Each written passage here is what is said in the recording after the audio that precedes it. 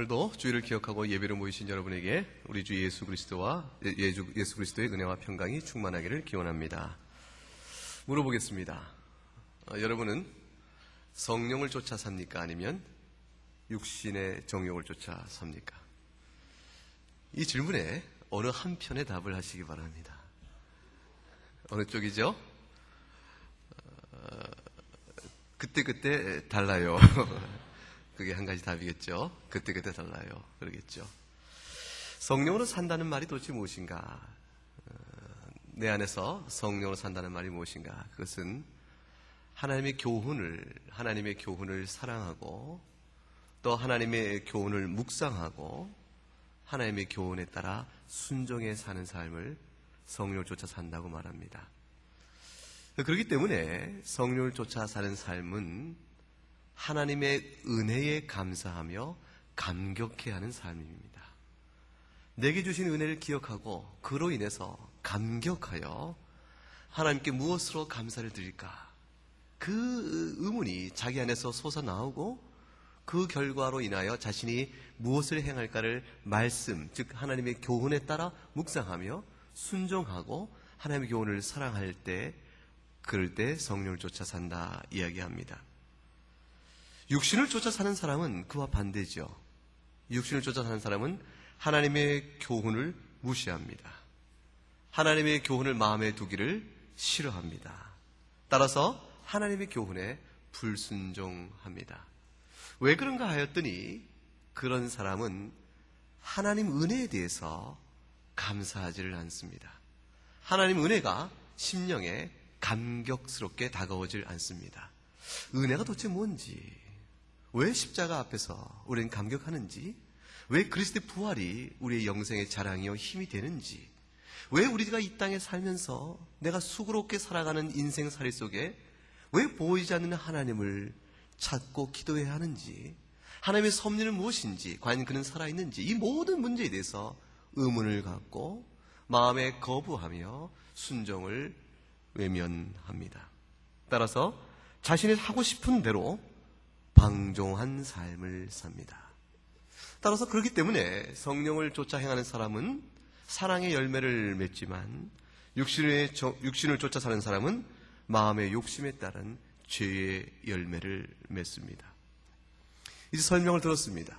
여러분은 어느 쪽의 삶을 따라 삽니까? 한 사람 한 사람 이름을 일일이 불어서 이렇게 확인을 해보고 싶습니다. 그러나 그럴 수가 없는 제한된 시간과 공간이 안타깝습니다. 우리는 이 자리에서 여러분 한 분 한 분에게 묻지 않아서 여러분은 다행스럽게 생각하겠지만 그날에 이르면 주님께서는 여러분 한 사람 한 사람에게 그 질문을 하실 거예요. 우리 한 사람 한 사람에게 우리가 살아온 모든 인생을 보면서 주님이 이름을 불러 너는 성령을 쫓아 살았는가? 육신을 쫓아 살았는가? 스스로 답하라. 주께서 우리에게 물을 때에 그 질문은 결코 새로운 질문이 아니요 여러분이 이미 익숙히 들은 질문들이에요. 왜냐하면 오늘도 들었기 때문에. 어제도 여러분은 그 질문을 받았고 지난 주에도 받았습니다. 하나님께서 우리 안에서 성령의 음성으로 우리가 어찌 살 것인가를 묻고 계시기 때문에 그렇습니다. 주님은 주의 사랑하는 모든 자녀에게 이 땅에 사는 한평생 동안에 단 한순간도 놓치질 않습니다. 단 한순간도 외면치 않으십니다. 단 한순간도 그를 돌아보는 일을 게을리하지 않습니다. 하나님 우리를 향한 사랑을 어떻게 나타내 보실까요? 여러분이 좋아하는 맛있는 음식을 많이 주심으로? 여러분이 입고 싶은 옷을 하나님이 막 사주심으로? 그것도 하나님 사랑의 표현의 방법일지 모르겠어요. 그러나 하나님이 영원토록 여러분에게 향한 정말로 사랑하는 표현은 여러분 음성 안에 들려주는 음성들입니다. 여러분 내면 안에서 울려난 성령의 음성이에요. 너는 성령을 따라 행하느냐? 여러분에게 이 질문에 대해서 내가 묻는 질문에서는 여러분이 가벼이 여기고 대답을 잘 안 하시는데 입을 꽉 다물고 눈빛으로 거부의 의사를 보이겠죠. 대답을 안 하겠습니다. 그런 질문 하지 마세요. 그러나 그날에 이르면 여러분이 말하지 않을 수가 없습니다. 지금 미리 이 질문 앞에 여러분이 과연 성령을 쫓아 사는 사람인가 아니면 육신의 정욕을 따라 사는 사람인가를 판단할 수 있는 기준선을 제가 제시하겠습니다. 이 기준에 따라 여러분이 일치하면 성령을 따라 사는 사람이요 어긋나면 그렇지 않을 것이라고 쉽게 판별할 수 있습니다. 그 판별의 기준이 오늘 읽었던 본문 6장 2절에 나옵니다. 6장 2절 말씀 같이 읽어보겠습니다. 시작. 너희가 짐을 서로 지라. 그리하여 그리스도의 법을 성취하라. 바로 여기에 여러분이 성령을 쫓아 사는 사람인가 그렇지 않은가를 판별하는 기준이 나옵니다. 여러분, 그리스도의 법을 성취한다는 말이 무엇일까요? 그리스도의 법이란 요한복음 13장 34절에 이렇게 나왔어요. 새 계명을 너에게 주노니 서로 사랑하라. 내가 너희를 사랑하였은즉 서로 사랑하라. 주님께서 주신 새 계명의 요약은 서로 사랑하라입니다. 내가 너희를 사랑한 것과 같이 너희도 서로 사랑하라. 따라서 그리스도의 법이란 무엇이에요? 사랑입니다. 사랑이 있는 곳에 하나님이 함께 계시다. 오늘 우리가 찬양을 했습니다. 서로 사랑하라. 내가 너희에게 이미 사랑이 무엇인지를 보였으니 너희가 그것을 맛을 보았은즉 너희가 과연 그 은혜를 누리고 은혜에 감격하면 감사의 표로 서로 사랑하라. 주께서 그렇게 말씀합니다. 그러면 어떻게 그리스도의 법을 성취합니까? 어떻게 그리스도의 법을 성취합니까? 그 6장 2절에 그 앞에 한 가지 실천적 지침이 나와 있습니다. 6장 2절을 다시 보세요. 그리하여 그리스도의 법을 성취하라. 그 앞에 나와 있는 한 문장, 짧은 문장 다시 한번 읽어볼까요? 시작. 너희가 짐을 서로 지라. 무슨 뜻이에요? 너희가 짐을 서로 지면 그리스도의 법을 성취하느니라 이렇게 말씀하셨어요. 따라서 우리는 어떻게 그리스도의 법을 성취하며 성령을 쫓아 사는 것인가, 이 어마어마한 질문 앞에서 아주 구체적인 실천적인 답을 얻습니다. 어떻게 하면 우리가 그리스도의 법을 성취할 수 있습니까? 하나님, 우리가 어떻게 하면 성령의 열매를 맺을 수 있나요? 어떻게 하면 우리가 성령을 쫓아갈 수 있죠? 이 모든 질문에 대해서 주님께 주신 아주 단순하며 간명한 지침, 너희가 서로 짐을 지라. 서로 짐을 지라는 말씀의 뜻이 뭐예요?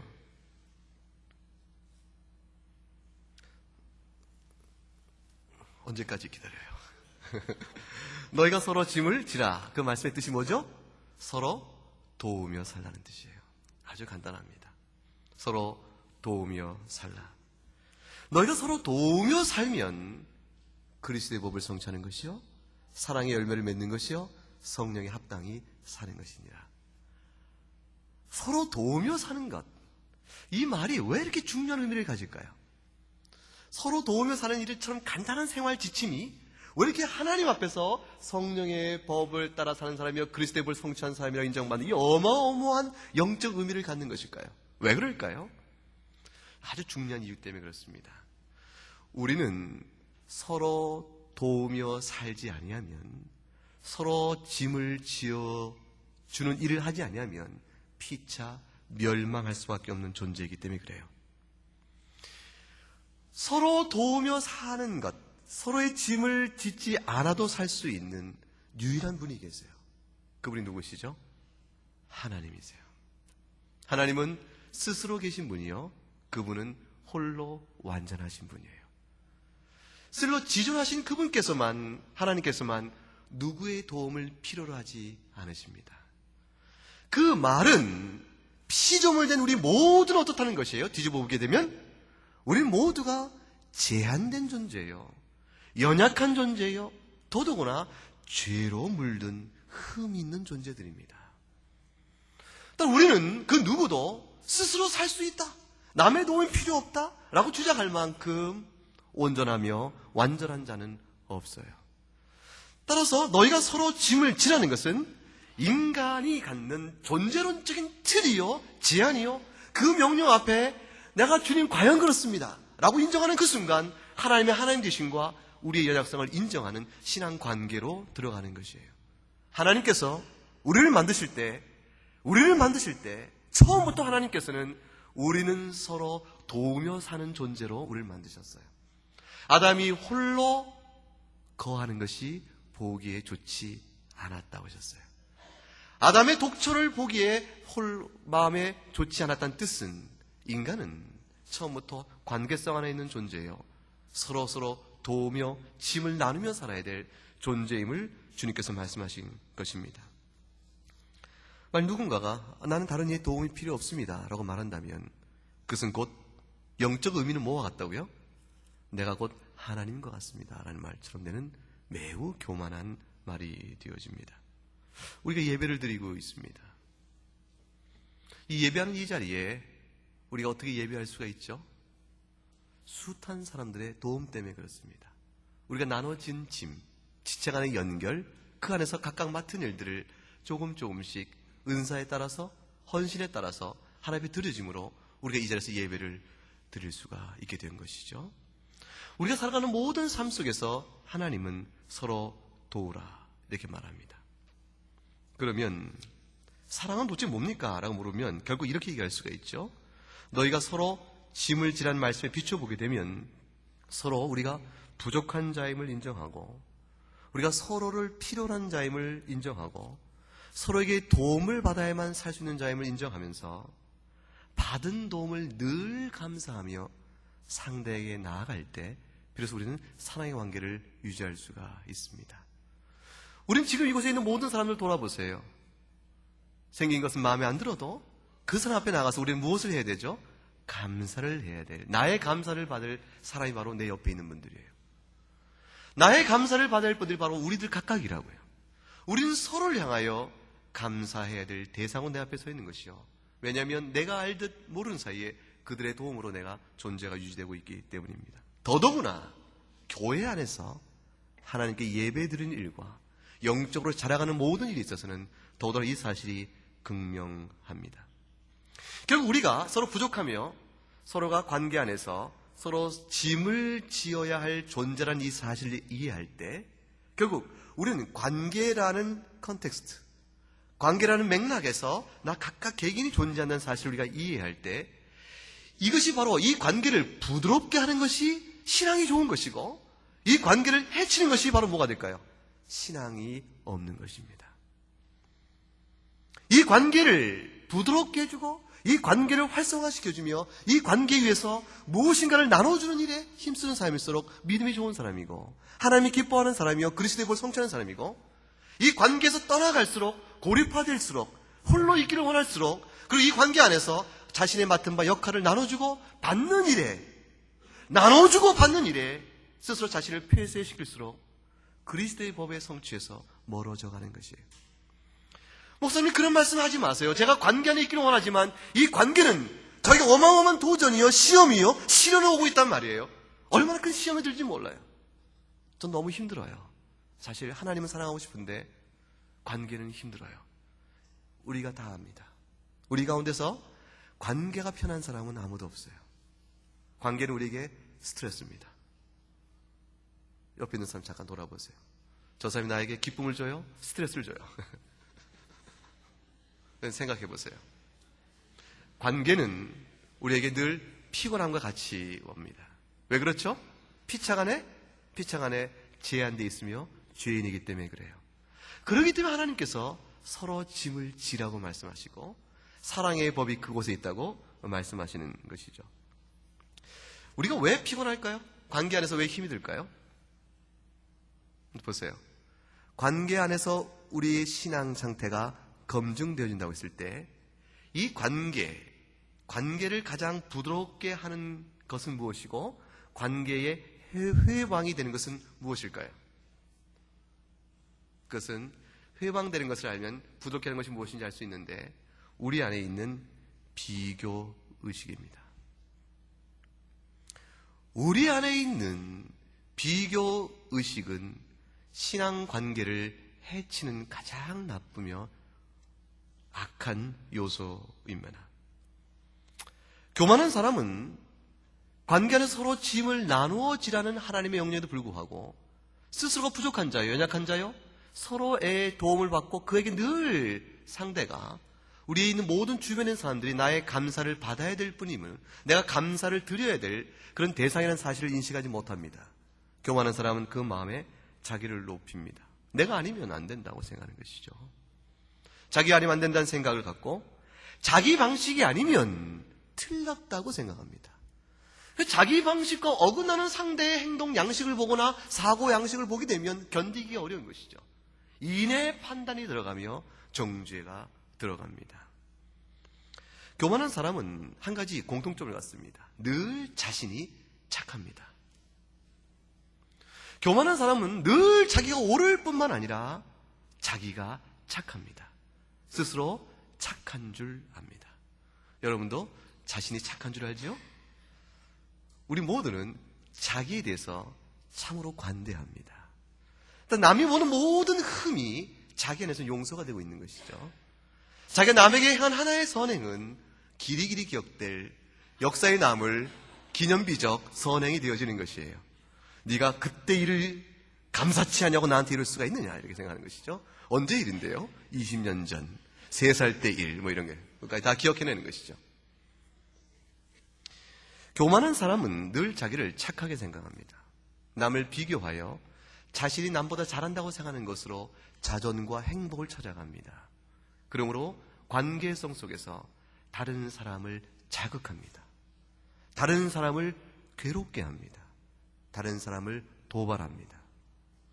그 반대로 그 의식 속에 있는데, 그 비교 의식 속에 있는데 실패한 사람은 역시 교만한 마음에, 교만한 의식이 자기 중심에 있는데 거기서 좌절을 느끼면 견딜 수 없는 고통 속에 자기를 내몰게 되어집니다.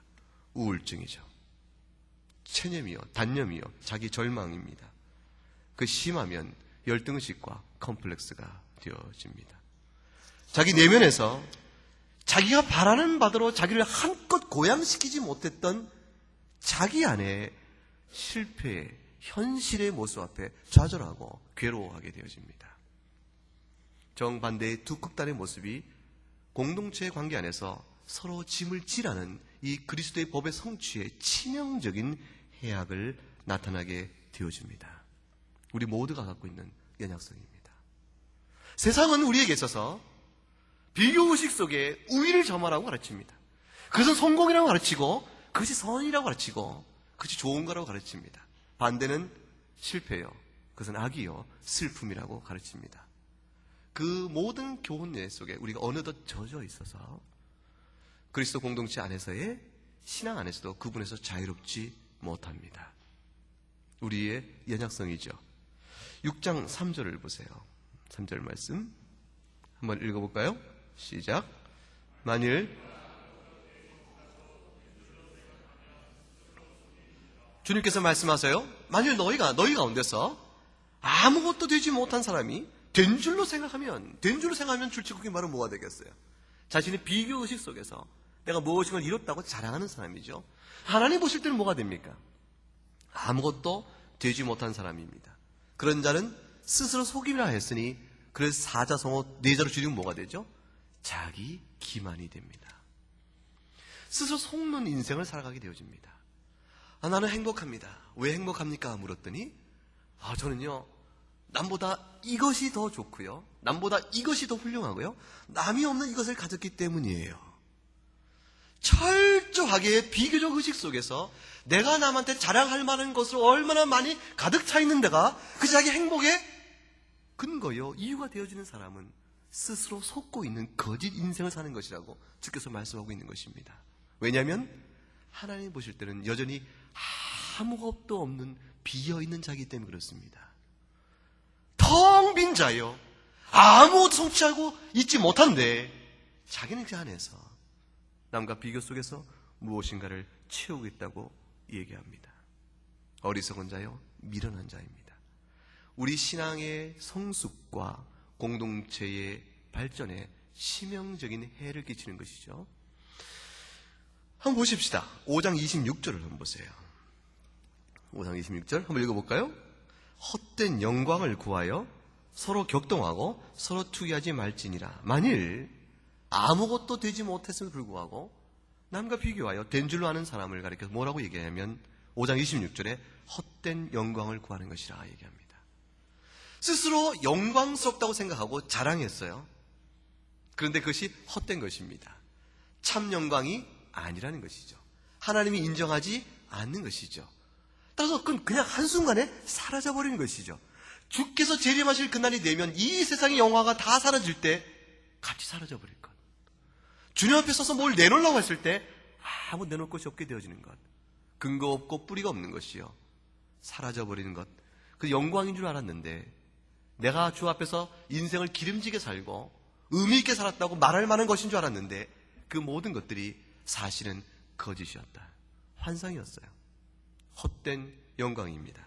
남과 비교하여 자신의 우월을 뽐내는 모든 자랑과 성향은 헛된 영광이라고 말씀합니다. 그것이 그 사람 개인에게만 피해를 주면 혼자 불쌍한 것이 되는 것이죠. 그런데 헛된 영광을 구하는 사람은 자신의 폐해뿐만 아니라 공동체적인 악을 끼치게 되어집니다. 그것이 무엇입니까? 5장 26절에 뭐라고 되어 있어요? 서로 격동하고 서로 투기한다. 서로 격동하고 서로 투기한다. 만약 우리가, 이곳에 있는 우리 모두가 헛된 영광을 구하는 사람들이라면 우리는 서로를 향하여 어떤 자극을 줄까요? 너는 나보다 못하잖아. 너는 그것도 못하니? 너는 그냥 내 밑이란 말이야. 이런 식의 자기 우월감으로 남을 누르고 짓밟은 어느새 비교 우월의식이 상대방의 자존과 인격을 격발시킵니다. 오늘 성경 본문에 격동이라고 얘기했습니다. 그래서 투기심을 불러일으키게 되어집니다.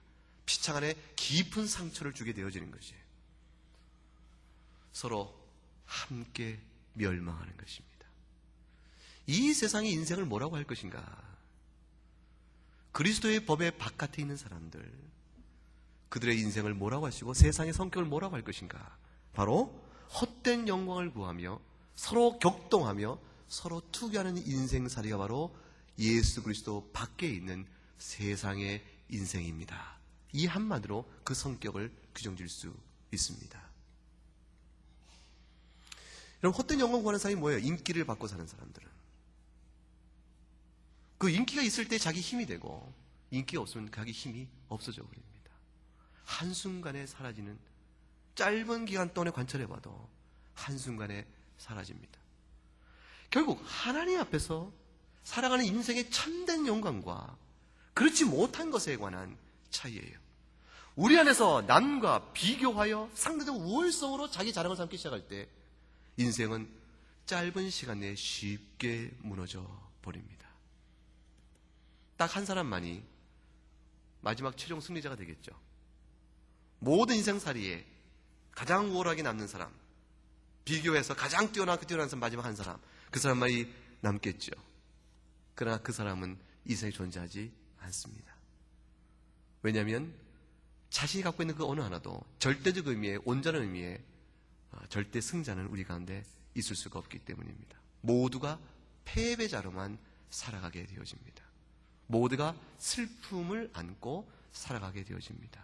주님의 그리스도의 보혈의 피는 우리를 그곳에서 나오라고 말씀하시는 거예요. 이제 여러분에게 긍정적인 권면을 해드리겠어요. 참된 영광을 구하셔야 합니다. 참된 영광이 도대체 무엇일까요? 어떻게 하면 여러분이 영구하게 주님 앞에서 기억되는 영원한 가치를 지닌 참된 영광을 누릴 수가 있겠습니까? 그것의 답이 본문 6장 4절과 5절에 나와 있어요. 4절 5절 한번 읽어보십시다. 시작.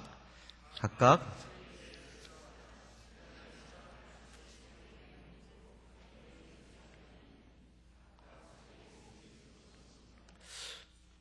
여러분 방금 읽던 본문에서 4절과 5절을 보게 되면 각각 자기의 일을 살피라고 되어 있고 5절에 보게 되면 뭐라고 되어 있죠? 각각 자기의 짐을 질 것이라고 되어 있습니다. 무슨 뜻입니까? 2절에 보게 되면 뭐라고 되어 있었죠? 너희가 짐을 서로 나누어 지라고 되어 있어요. 서로 나누어 지라고 하셔놓고 왜 4절 5절에는 자기 일을 살피며 각각 자기 짐을 지라고 말씀하시는가? 모순이 아닌가 이렇게 생각할 수 있습니다. 그러나 전혀 다른 뜻입니다. 서로의 짐을 나누어 지라는 것은 서로의 연약성을 의지하고 서로 사랑의 관계 속에서 도움을 주고 필요를 채우며 감사의 인사로 관계를 협력해 살라는 것입니다. 그런데 각각 자기의 짐을 지라는 것은 그러나 이 모든 일을 함에 있어서 비교, 의식 관계 속에서 다른 사람보다 내가 더 나으니 네가 나보다 못하니 라는 관계로 그 일을 치르지 말 것이라고 얘기하는 뜻이 바로 이 뜻이에요. 각각 자기 일을 살피며 자기 짐을 진다는 말의 뜻은 뭐냐면 이 짐은 앞에 말한 짐과는 다른 단어예요. 헬라어 원어를 보게 되면 서로 다른 단어인데 결국 이 말은 뭐냐면 서로 짐을 짓는 관계성 안에서 네가 그것을 바르게 짓는 가장 중요한 원칙은 너 자신 하나하나가 하나님 앞에서 어떻게 서 있는가를 살피는 데 있다. 그렇게 됩니다. 각각 자기 일을 살피며 각각 자기 짐을 질 것이니 하나님 앞에서 네가 어떻게 서 있는가를 살피라. 그것이 답입니다. 왜냐면요, 4절 하반절에 보게 되면 이렇게 나와 있죠. 각각 자기를 살피라. 그리하면, 어디서 그리하면, 그 다음 나온 말을 보세요. 자랑할 것이 자기에게만 있고 남에게는 있지 아니하니니. 자랑할 것이 자기에게만 있다는 말은 뜻은 무엇입니까? 남에게 있지 않다는 말은 무엇이죠? 남과 비교하여 자랑할 것이 나타나는 것이 아니라는 것이에요. 나는 너보다는 아무리 봐도 잘생겼어. 비교해서 갖는 자랑, 헛된 영광이요. 자랑이 거기 있지 않다는 것입니다. 나는 너보다 아무리 생각해도 IQ가 5는 더 좋은 것 같아? 아닙니다. 너 주머니 얼마 있니? 난 너보다 항상 10,000원씩은 더 갖고 다녀. 돈 자랑이죠. 돈 자랑이죠. 여러분, 어떤 것도 남과 비교하여 하는 데 있어서 내 자랑의 근거가 있지 않다. 너의 자랑은 4절, 네가 자랑할 것이 있다면 그것은 남과 비교하는 데 것이 아니라 바로 너 자신에게 있다. 너 자신에게 있다는 말은 무엇입니까? 하나님 앞에서 네가 어떻게 서 있는가에 있느니라. 바로 그 뜻입니다. 우리의 참된 영광은 내가 하나님 앞에서 지금 내가 어떠한 마음과 어떤 내면의 상태 속에서 주께서 명령한 대로 서로 짐을 나누어 지난 이 신앙의 관계 명령을 내가 어떻게 받아들이고 있는가. 이거를 성찰하며 주 앞에서 주님, 내 심사를 보시옵소서. 내면을 사사시 하신 주님, 저를 불쌍히 여기시고 도우시옵소서. 그 관계성 안에서 하나님 앞에서 자신을 돌아보는데 거기에 바로 자랑이 비로소 있다면 있는 것이야. 사도 바울은 그러셨죠. 세상이 나를 판단할 것이 아니라 나를 판단하시는 오직 한 분이시니 하나님이신지라 그랬습니다. 나를 판단할 시가 누구신가? 하나님이시니라. 그 하나님 앞에서 내가 어떠한가를 돌아보라. 그것이 바로 오늘 사도 바울이 주고 있는 신앙의 명제입니다. 여러분 마음속에 과거에 대해서 어느 정도의 후회의 마음이 있을 거예요.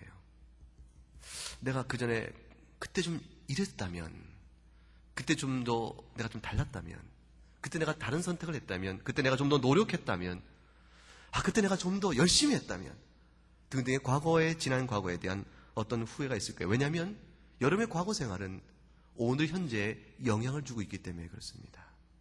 그렇죠? 여러분의 현재의 자리는 여러분의 과거의 어떤 생활과 다 연결되어 있습니다. 그렇기 때문에 아마도 그 생각 때문에 여러분 미래에 대해서도 불안할 수 있어요. 과거가 오늘날 나를 만들었고 지금 내가 어떻게 하냐에 따라서 미래도 어느 정도 영향을 입고 결정을 받을 텐데 과연 오늘의 나의 모습과 오늘 난 과거를 돌이켜볼 때 나의 미래가 과연 소망이 있는가? 이런 생각을 여러분이 할 수도 있습니다. 그 생각 속에 여러분은 괴롭고 불안하고 근심이 있고 좌절할 수 있습니다. 그런 생각하세요. 그 모든 것들에 대해서 오늘 말씀에 주고 있는 분명한 교훈이 있습니다. 늦은 것이란 건 없다는 것이에요. 항상 중요한 것은 오늘 현재 하나님 앞에서 자기 일을 살피는 것이라. 내가 하나님 앞에서 지금 어떻게 서 있는가? 내가 과거로 인한 오늘의 영향, 오늘로 인해서 내일의 미래가 결정될 이 모든 결정적인 어떠한 한계를 바라보면서 내가 갖고 있는 모든 낙심이 있다면 그 낙심은 절대적 의미에서 갖는 것이 아니고 남과의 비교 의식에서 오는 낙심이에요. 다른 사람과의 비교 의식에서 자기를 내려놔야 합니다. 그리고 오늘 하나님 앞에서 내 인생을 내어놓는 것입니다. 그리고 그 인생 앞에서 주의 교훈을 사랑하고 하나님의 은혜에 감격하며 하나님 앞에 지혜를 구하고 선한 신앙의 열심으로 하루를 충실히 살아가고 관계 안에서 서로 짐을 나누어지며 서로 베풀며 감사하며 겸손하고 그 앞에 살아가는 하나님 앞에서 참된 영광을 구하면 여러분의 인생은 살아가는 삶의 모습이 어떻게 미래에 빚어지기 간에 주께서 인정하는 인생이요 영원한 가치를 지닌 인생이 되어집니다. 그래서 놀라운 모습으로 자랑과 기쁨과 형편으로 바뀌어질 것이에요. 여러분이 그와 같은 신앙적 가치를 마음의 중심에 두고 사는가 그렇지 못하는가를 확인할 수 있는 하나의 사례가 있습니다. 그 사례를 오늘 1절에 보면 제시되어 있습니다. 1절 한번 읽어보십시다. 시작. 형제들아 사람이 만일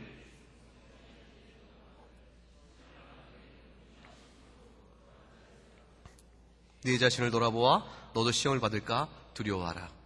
과연 화평교회 청년 1부, 2부 여러분들이 서로 짐을 나누어지는 그리스도의 법을 성취해가는 성령을 쫓은 그러한 무리인가?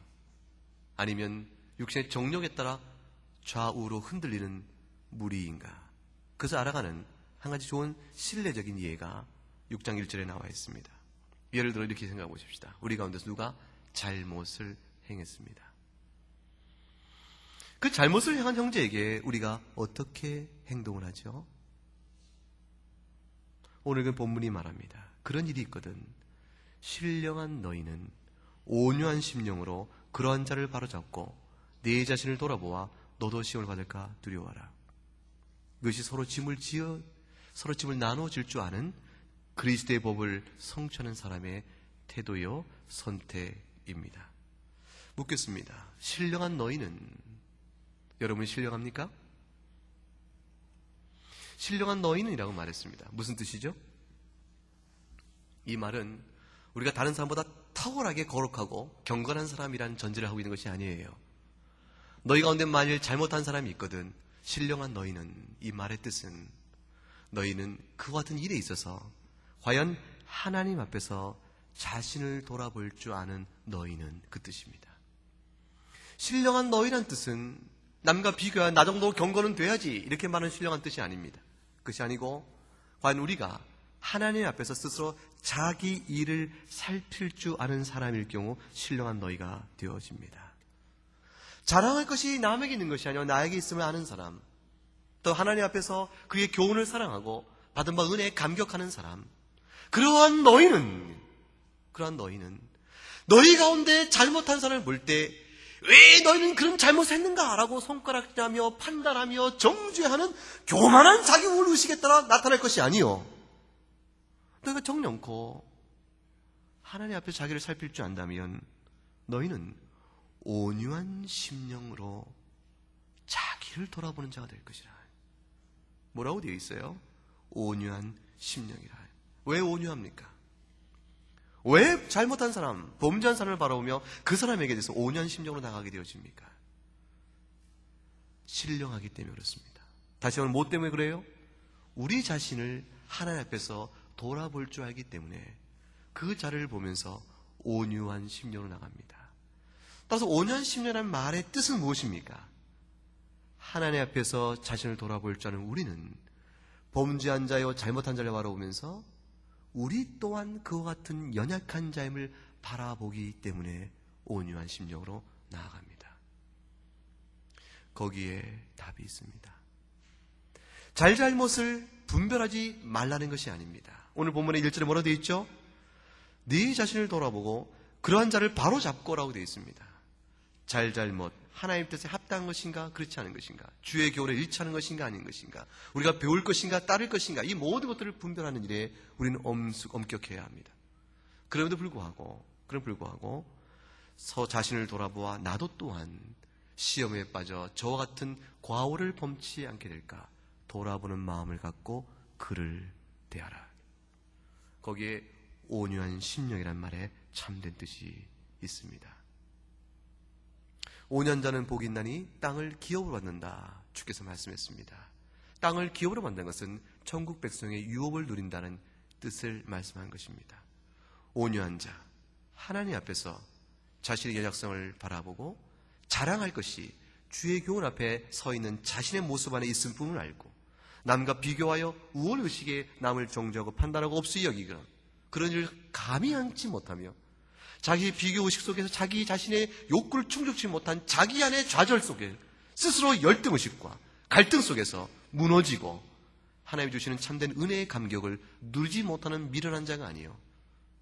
공동체 안에서 서로 필요를 나누고 서로 도우며 서로 피차 안에 감사의 마음이 넘치고 혹 우리 가운데 부족한 자가 드러날 때 연약한 자가 드러날 때 그 자를 향하여 하나님 앞에서 내가 내 자신을 돌아보는 마음으로 그를 바라보니 나 또한 저 연약성 때문에 넘어져 있음을 생각하고 온유한 마음으로 잘못을 바로잡고 스스로 돌아보는 마음, 그것이 바로 공동체 안에서 관계 맥락 안에서 성령을 쫓아 행하는 자의 삶이라는 것입니다. 여러분 생각에 우리는 어떠합니까? 우리가 성령을 쫓아 행하는가? 아니면 우리가 육신의 생각으로 서로 갈리고 나뉘고 판단하며 자기 자존을 내세우는 것인가? 교회 생활이 피곤한가? 교회 생활이 행복한가? 서로 얼굴 대하기를 일주일 동안 기다리는가? 일주일이 돌아오는 것이 겁이 나는가? 하나님 앞에서 각각이 자기를 살피시기 바랍니다. 여러분이 하나님 앞에 자기를 살핌으로 그 부분에서 주의 은혜가 있을 때 여러분도 주의 은혜 받은 바 은혜 감격하시면서 감사하며 주의 교훈을 사랑하고 묵상하고 순종함으로 우리 가운데 그리스도의 법의 성취가 충만히 드러날 수 있기를 주의 이름으로 축원합니다. 기도하겠습니다. 하나님 감사합니다. 연약한 우리들을 불쌍히 여기시고 주의 은혜로 우리를 잡으셔서 하나님께 영광과 찬송을 드리는 귀한 저희 모두가 되도록 은혜를 더하여 주시옵소서. 각각 자기를 돌아볼 줄 아는 저희 모두가 되도록 인도하여 주옵시고 그러나 우리 마음속에 늘 하나님의 법, 그리스도의 법을 충만히 채워가는 저희 모두가 되게 하여 주시옵소서. 화평교회 청년 물을 주는 기억하시고 청년 1부가 2부 가운데 성령의 능력과 그 기쁨이 충만하도록 이끌어 주시옵소서. 감사를 주 앞에 올렸고 예수님 이름으로 기도 올려옵나이다. 아멘.